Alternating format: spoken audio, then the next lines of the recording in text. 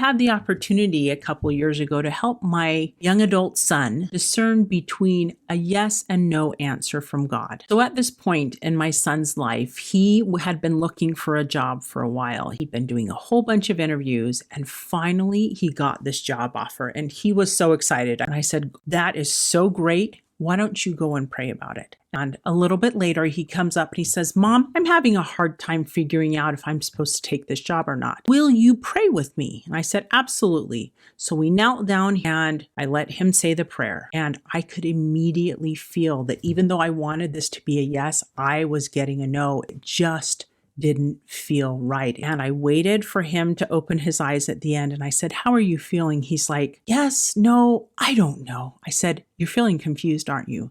And he said, "Yeah, I kind of am." I said, "That is a no." And he's like, "Really?" I said, "Uh-huh."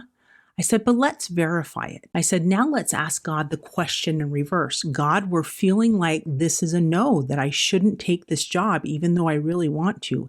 Is that the right answer?" And so he offered that prayer, and all of a sudden, this sweet, tender feeling came flooding into my heart and into his. And afterwards, we were discussing it. I'm like, "Could you feel the difference?" And he said, "Yeah, I really could." And it's nice that you can double check it with God.